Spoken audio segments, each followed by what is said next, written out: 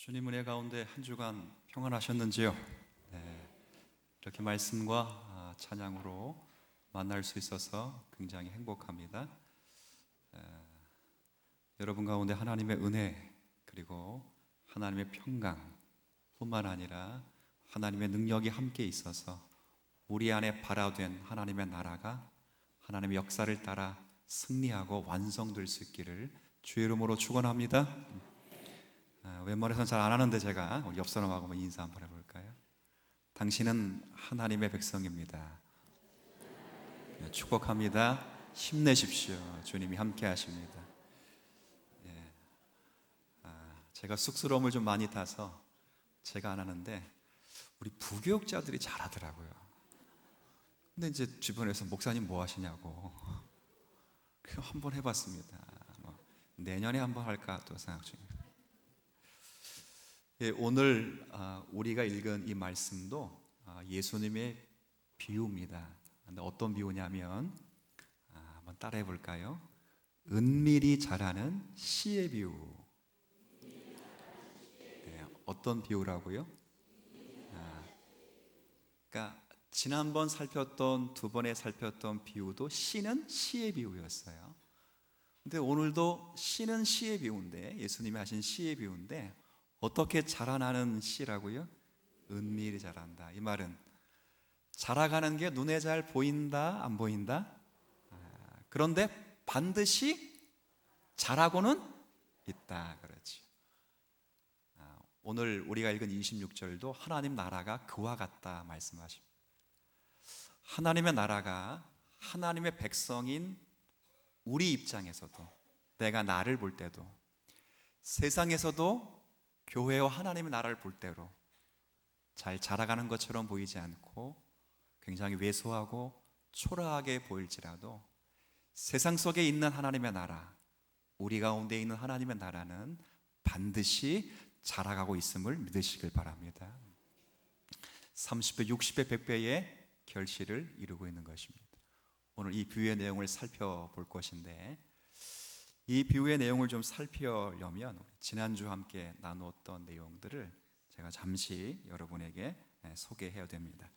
지난주 말씀이 기억나시는지 모르겠습니다. 좋은 땅에 뿌려졌다는 것은 씨앗이 반드시 30배, 60배, 100배의 결실을 맺게 될 것이다. 이건 내가 맺는 것이 아닙니다. 좋은 땅 아닌 사람에게 바리새인들과 서기관들에게 아무리 너희들이 좋은 땅이 되어라 하고서 좋은 땅이 되는 것이 아닙니다. 좋은 땅으로 은혜를 받은 하나님의 백성들은 반드시 그 땅에 임한 하나님의 나라는 30배, 60배, 100배의 결실을 맺게 된다 그 말이죠. 자, 그래서 기억나세요? 그렇게 하나님의 나라가 30배, 60배, 100배의 결실을 맺게 될 것인데 그때까지 좋은 땅과 같은 성도의 특징은 그때까지 뭐 하는 거라고요? 혹시 대답을 못하셨을 것 같았던 분들이 말이 좀 안 나오는데 뭐 하는 거라고요? 인내하는 거예요. 인내. 이게 쉬운 게 아닙니다. 이게 얼마나 힘든 거냐면 굉장히 어렵습니다. 하나님은 신실하시고 그 약속은 반드시 이루어질 거예요. 좋은 땅에 심겨진 씨앗처럼 반드시 30배, 60배, 100배의 결실을 맺게 될 거예요. 그런데 좋은 땅은 그 약속의 말씀이 반드시 이루어질 걸로 믿고 시련과 유혹 속에서 끝까지 약속의 말씀 붙잡고 다시 한번 뭐 하는 거라고요? 이런 은혜 있게 되기를 축원합니다. 어렵습니다. 제가 지난번 성지 여행을 다녀오면서 터키에 탐방하는 중에 터키의 갑바도니아라고 있어요. 그 지경에 데린구유라는 곳을 다녀왔습니다. 데린구유는 워낙 유명한 곳이기도 해서 꼭 신앙인이 아닌 분들도 많이 탐방을 하는데 이 데린구유라는 말 뜻은 깊은 우물이라는 뜻입니다. 그러니까 깊은 우물이라는 뜻을 가진 지하 도시입니다. 이 지하 도시는 누가 거했던 거냐면 초대교회 성도들이 신앙의 박해를 피해서 그곳에서 생활했던 지역입니다. 굉장히 깊기로는 현대식 건물로 따지면 지하 8층 깊이까지 있는 것도 있습니다. 근데 전부 이게 파서 만든 겁니다. 사암이기 때문에 일단 파는 건 그리 어렵지 않은데 산화 작용에 의해서 한번 파면 딱딱하게 굳기 때문에 2만여 명이 들어갈 수 있는 장소를 땅속에 파놓고 거기서 피해 숨어 있었습니다. 언제부터 언제까지 숨어 있었냐면 바울 사도를 죽이고 베드로 사도를 죽였던 로마의 황제, 우리가 많이 알고 있죠? 네로 황제 때부터 기독교가 공인되는 그 순간까지 313년에 공인되거든요. 콘스탄틴 황제 그 순간까지 약 250년 동안 그 지하 도시에서 신앙을 잘 지키기 위해서 믿음의 선조들이 거기서 생활을 했었어요. 근데 이게 쉬운 게 아닙니다. 250년이면 한 사람이 다 살아낼 수 있는 생애가 아니에요. 최소한 8대 이상입니다. 그렇죠. 그리고 많게는 10대에 10대에 걸쳐서 아버지의 아버지가 살았고요. 그 할아버지가 또 살았던 곳이 바로 그곳이에요. 근데 선교사님이 설명하면서 구전으로 전해내렸던 가장 큰 어려움을 소개하는데 그 중에 어려움이 그거더라고요. 여기 지하 도시에 살면 가장 큰 어려움이 뭐가 가장 큰 어려움이겠어요? 뭘 것 같아요? 그렇죠. 햇빛을 보지 못하는 어려움입니다. 여러분 이게 쉬울 것 같아요? 정말 어려운 거예요. 햇빛을 보지 않으면 식물이 못 자랄 뿐 아니라 사람도 못 자라요. 제가 그 사람들이 걸었던 통로, 예배당도 다 곳곳에 있어요. 보는데 정말 요즘 잘 큰 초등학생 정도 아이밖에는 못 지나갈 그런 공간이더라고요. 근데 구전으로 전해내려온 이런 어려움이 있어요. 햇빛을 보지 못해서 잦은 질병들이 많았다고 하는데 굉장히 이게 힘들었답니다. 견디기가. 왜 힘들었냐면 본인이 병에 걸린 건 그나마 참을 수 있어요. 그죠? 근데 조금 미안한데 남편이 걸렸거나 아내 걸려도 그나마 좀 견딜 수 있어요. 근데 누가 병에 걸리면 못 건져요? 자식이요. 정말 자식들이 햇볕을 보지 못해서 큰 병에 걸려서 지금 사망이 눈앞에 있고 죽음이 총각 앞에 이르게 되었을 때 250년 동안 얼마나 고민을 했을 거예요. 나갈까? 나가서 내가 크리스찬이라고 고백만 하면 로마로부터 큰 지위를 받아서 잘 먹고 잘 살게 될 텐데 고민들이 얼마나 많았을까요? 근데 제가 놀란 것은 250년 동안 로마에게 한 번도 발견된 적이 없었다는 거예요. 제가 그래서 너무 생각했어요. 만약에 내 아들, 딸들이 거기서 그렇게 시름시름 앓다가 죽는다고 생각하면 나는 어떤 결정을 했을까?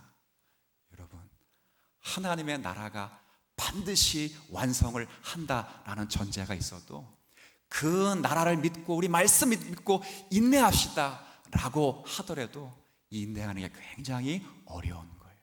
그래서 오늘 그런 인내를 해야 되는 하나님 백성들에게 예수님이 또 다른 비유를 설명해 주셔요. 자, 다시 기억력 테스트를 해볼까요? 오늘 비유의 제목이 뭐라고요?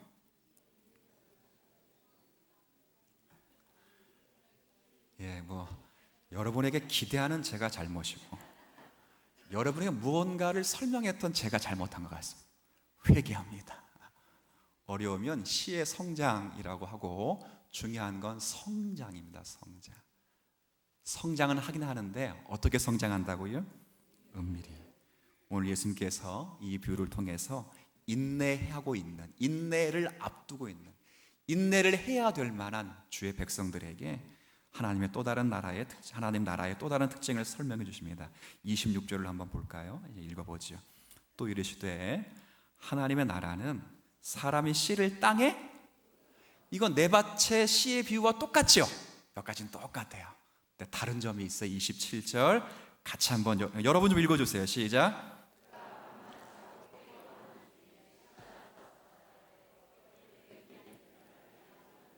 네. 그러니까 농부가 씨를 뿌렸어요. 근데 중요한 건 여기까지 다 똑같아요. 근데 다른 게 뭐냐면 중요한 것은 농부가 그 씨를 뿌렸지만 그 씨가 어떻게 자라나는지는 알 수 없어요. 없어요. 분명히 28절의 말씀처럼 처음에는 뭐가 나요? 씨앗에서 싹이 나요. 그리고 싹이 뭘로 바뀌어요? 이삭으로 바뀌어요. 그리고 30배, 60배, 100배처럼 딱 30배, 그죠? 이삭. 뭐예요? 좀 전에? 싹. 60배, 이삭, 100배. 혹시 열매까지 쫙 설명한단 말이에요. 그건 반드시 돼요. 반드시. 근데 농부의 입장에서는 그것이 어떻게 자라는지를 알 수는 없어요. 왜 알 수 없을까요? 눈에 보이지는 않기 때문에. 자란 것은 보여도 눈이 아무리 세밀해도 지금 0.0001mm씩 자라가는 건 눈에 보이지는 않아요. 근데 확실한 건 뭐하고는 있어요? 여러분의 생명 가운데 허락된, 여러분의 심령 가운데 허락된 하나님의 생명은 지금도 우리의 눈에는 잘 보이지 않지만 하나님의 선하신 역사와 주님의 능력 가운데 자라가고 성장하고 있음을 믿음으로 고백하시길 바랍니다. 얼마나 큰 은혜인 줄 몰라요. 같은 원리로 하나님의 약속을 받고 그 약속이 성취될 때까지 인내를 앞두고 인내를 해야 될 만한 성도들에게 말씀하는 것입니다. 과연 우리가 지금 자라가고 있을까? 아까 대린구유 얘기 드렸죠. 아버지, 할아버지가 끊임없이 했던 고민이 내가 지금 잘하고 있는 것일까? 내 아들이 죽어가는 거 이거 잘하고 있는 것일까? 내가 이 신앙을 지키는 거 이건 잘하고 있는 것일까? 그렇게 자신들이 느꼈던 그런 환경과 형편과 조건 속에서도 하나님은 당신의 나라와 그의 나라에 속한 백성들을 자라게 하고 있다는 사실을 가르쳐 주는 것입니다. 씨가 땅에 뿌려집니다. 그 씨는 분명히 오늘 비유의 말씀처럼 하나님의 나라입니다. 그런데 이 나라는 자기 자신도 모르는 사이에 그렇게 성장합니다. 물론 자라가는데 그 과정은 순탄하지 않습니다. 방해가 있고 시련이 있고 유혹이 있습니다. 그래서 인내가 요청됩니다. 마태복음 13장에는 이 알곡이 가라지와 더불어 자라갑니다. 악인과 함께 놓여 있고 악인과 함께 세상에서 자라가는 것처럼 그렇게 보입니다. 주스 때까지 악인과 함께 자라가는 환경에 몰려 있습니다. 그럼에도 불구하고 그 과정을 통해서 죄를 이기고 남들을 축복하고 그들에게 생명을 전하는 이 하나님의 나라와 그 나라의 백성들은 끊임없이 자라가고 있는 것입니다. 어디까지 자라간다고요? 29절 한번 읽어볼까요? 함께 읽습니다. 시작. 열매가 익으면 결실하기까지 자라간다는 거예요. 저는 이 말씀을 보면서 구원 사역에 있어서 전적으로 하나님께서 일하시는 모습이 여기에 잘 기록되어 있다라고 보여집니다. 사람이 땅에 씨앗을 심듯이 하나님께서는 사람들의 마음에 생명의 씨앗을 심으십니다. 그리고 그 생명의 씨앗을 말씀을 주어서 잘 자라게 하시는 분이 또한 하나님이십니다. 믿음을 통해서 생명이 자라서 창조주 하나님을 바라보게 하시고 육안으로 잘 보이진 않지만 하나님을 아버지로 믿고 고백하도록 하고 신뢰하도록 하시는 하나님의 섬세한 손길을 저희들이 보는 것입니다. 하나님 나라도 마찬가지입니다. 하나님께서 예수 그리스도로 말미암아 다스리신 그의 나라는 우리도 모르는 사이에 점점점 확장되는 것입니다. 세상의 눈에는 우리의 육안으로 보면 그 교회와 하나님의 나라는 굉장히 초라해 보이고 별것 아닌 것처럼 시시해 보이지만 지금도 하나님의 나라는 물이 바다를 덮은 같이 여호와의 영광을 인정하는 것이 온 세계에 충만하도록 주의 나라는 지금도 전진하고 주의 나라는 확장되고 있다 그 말입니다. 우리가 이 사실을 잘 아는 게 필요해요. 제가 보면서 저희 같은 목회자에게 이게 얼마나 큰 위로가 되는지 모르겠다 그런 생각이 들어요. 그러니 바른 씨를 잘 뿌리면 농부는 노심초사할 것이 아니라 뭐만 하면 된다고요? 제가 오전 예배 때 해서 성도들이 잠깐 시험 들 것 같아서 강조는 많이 했습니다. 근데 따라하고 나서 따라한 것만 기억하고 주무시면 안 됩니다. 그러면 다 말짱 꽝입니다. 농부는 바른 씨앗을 심어 놓으면 자라게 하시는 분은 하나님입니다. 우리는 비유의 말씀대로 할게요. 따라합시다. 잠만 자면 된다. 뭐만 하면 된다고요? 요것만 기억하시면 이제 내일 새벽 예배 안 나올 것 같아요. 잠만 잔다고 되는 것은 나는 씨앗을 뿌리지만 그 씨앗은 반드시 성장하고 있음을 믿고 하나님께 모든 것을 맡기며 우리의 책임만 우리는 감당하면 되는 줄 믿습니다. 이게 잠만 자면 된다 그 말이에요. 몇 가지 안 주무셨죠? 그거 주무시고 들으면 정말 잠만 잡니다. 그게 아닙니다. 그래서 이러한 사실이 복음 사역을 감당하는 모든 주의 종들에게 얼마나 큰 위로가 되는지 몰라요. 말씀은 전하는 저와 같은 말씀 사역자들에게 정말 중요한 건 말씀을 바르게 전하는 일이에요. 그 다음은 누가 하셔요? 주께서 하셔요. 이 사실이 저에게 이 말씀을 준비하면서 제가 큰 위로가 되었어요. 저희 오늘 6월달 말씀 일기로 열왕기 상과 나머지 며칠을 어디를 읽고 있었냐면 디모데 전서의 말씀을 읽고 있습니다.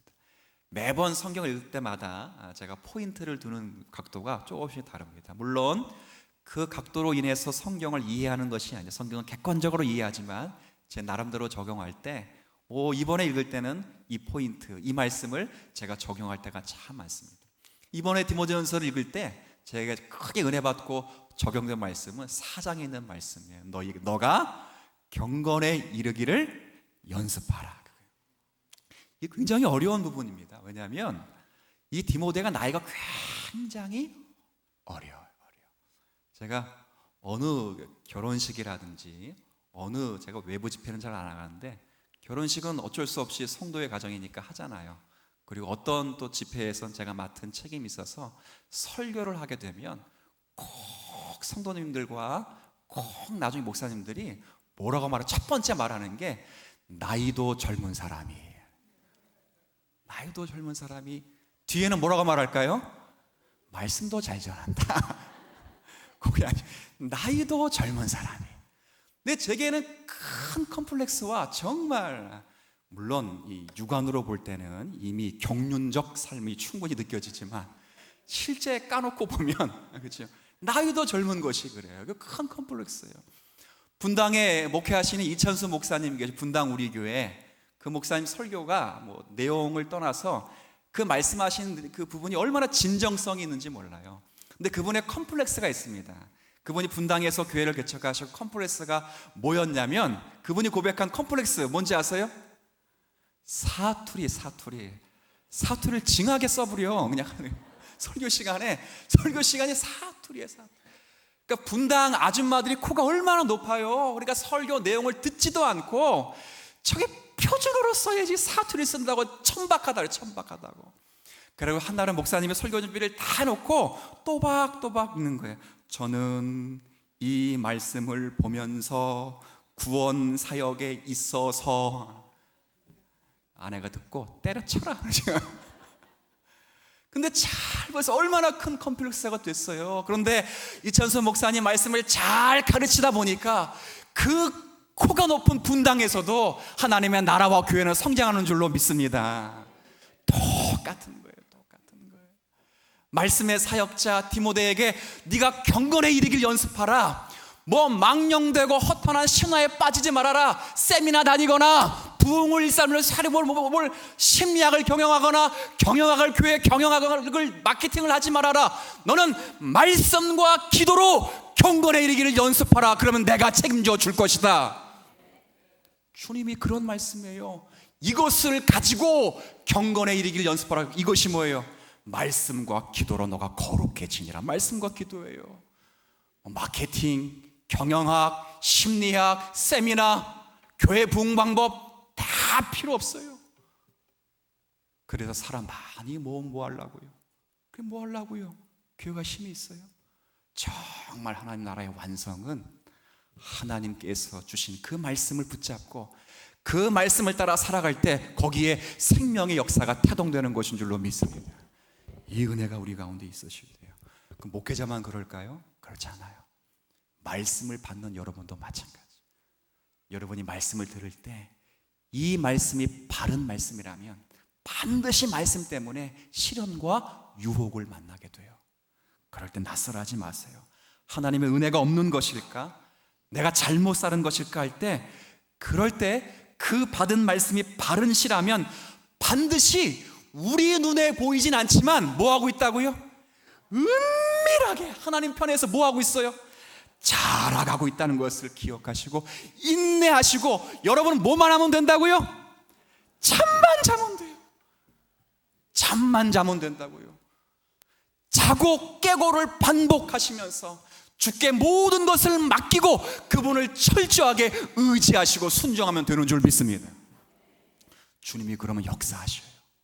이게 오늘 본문 말씀이 얼마나 예수님이 자기 백성들이 받을 고난과 시련에 대비하여 그 인내를 할 수밖에 없을 환경에 처해 있는 주의 백성들을 위로하시려고 이런 말씀을 하실까요?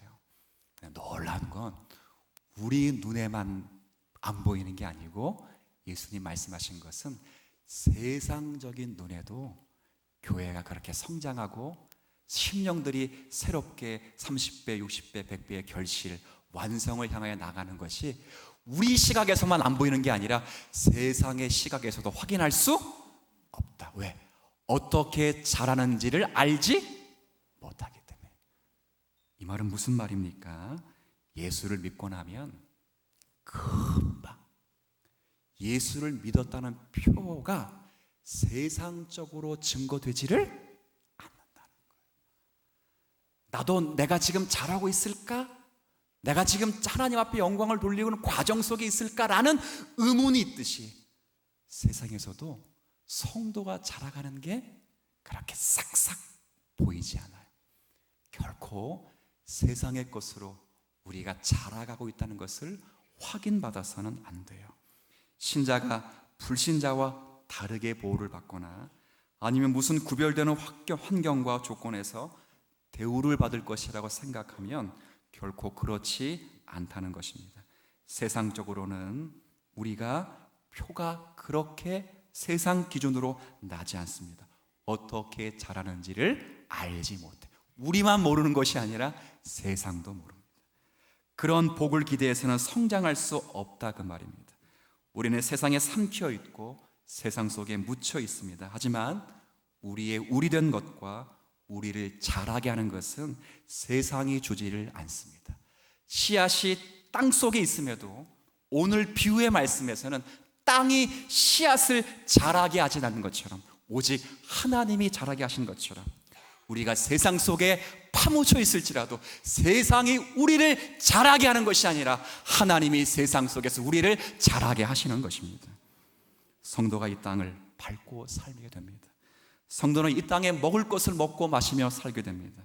이 세상 사람들과 함께 더불어 살 뿐 아니라 세상의 사회와 문화와 다양한 관계 속에서 더불어 살게 됩니다. 그러나 기억하실 것은 그 속에 어떤 것도 우리의 생명의 성장과 완성을 시킬 것이 거기서부터 나오지를 않습니다.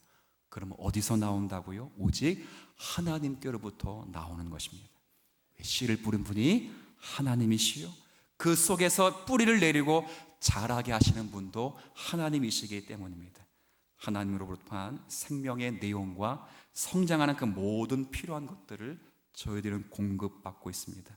우리는 이 세상에 삼켜 있고 묻혀 있지만 우리의 모든 뿌리와 근거와 우리에게 주어진 생명과 그 생명이 자라나야 할 모든 것들은 오직 그리스도로부터만 오는 것입니다. 바울이 에베소 교회를 편지를 쓰면서 1장을 어떻게 마무리하냐면 모든 만물을 그의 발 아래에 복종케 하셨다 그랬어요. 인내와 한번 읽어보시겠어요? 시작. 또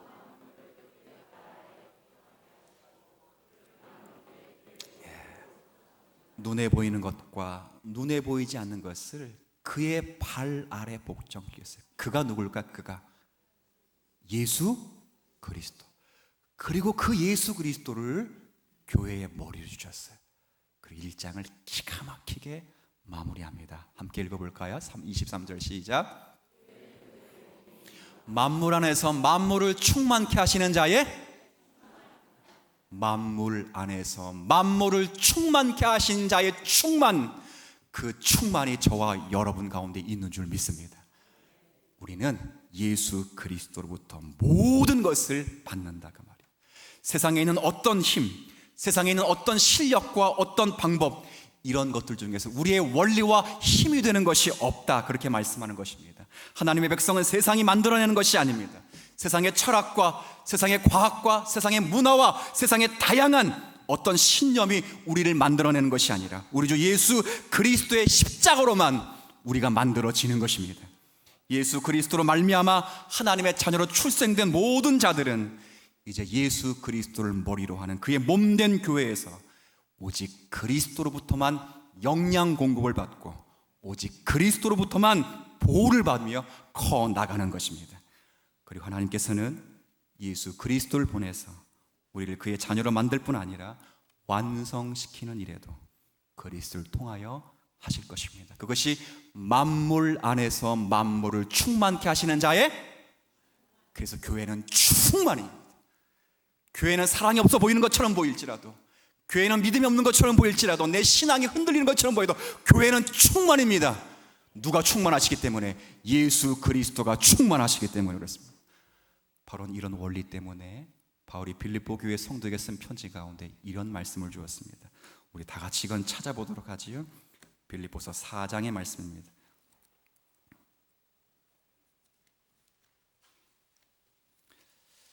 빌립보서 4장 13절입니다.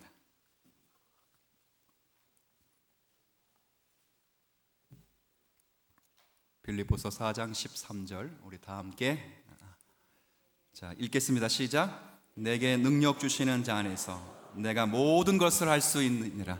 믿으십니까? 내게 능력 주시는 자 안에서 내가 모든 것을 할 수 있으면 믿으십니까?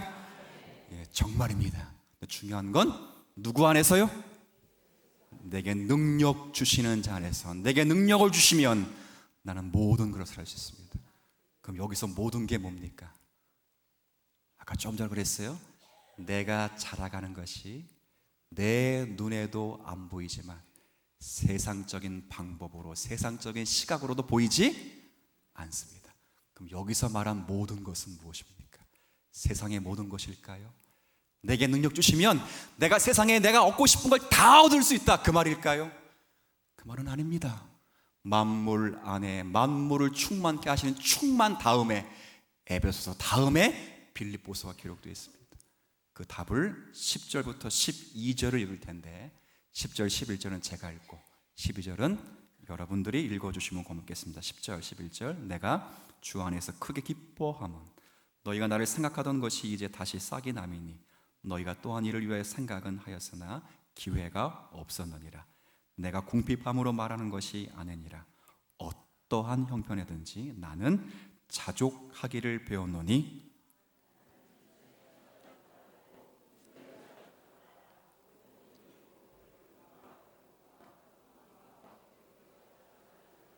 일체의 비결을 배웠노라. 아멘. 사도 바울이 말하는 모든 것은 세상 것에 대한 모든 것이 아닙니다. 그가 내는 힘은 세상의 것으로 말미암은 힘이 아니라는 차원에서 모든 것입니다. 무슨 말입니까? 세상에 배부른 것이 그에게 힘을 줄 수 없고 세상이 배고픈 것이 그에게 방해가 될 수 없습니다. 세상의 풍부한 것으로 힘을 얻지 않고 궁핍한 것으로 방해받지 않는 자가 되었다는 고백입니다. 왜냐하면 그의 쓰는 힘은 오직 하나님으로부터만 나오기 때문입니다. 세상은 그에게 힘을 줄 수도 없고 세상은 그를 방해할 수도 없습니다. 왜요? 내게 능력 주시는 분 안에 있기 때문입니다. 그분의 우리의 주시며 우리의 하나님이십니다. 이 편지를 쓸 때 바울이 어디에 계셨지요? 감옥에 있었습니다. 그러나 감옥에 갇혔다고 해서 그는 약화되지 않습니다.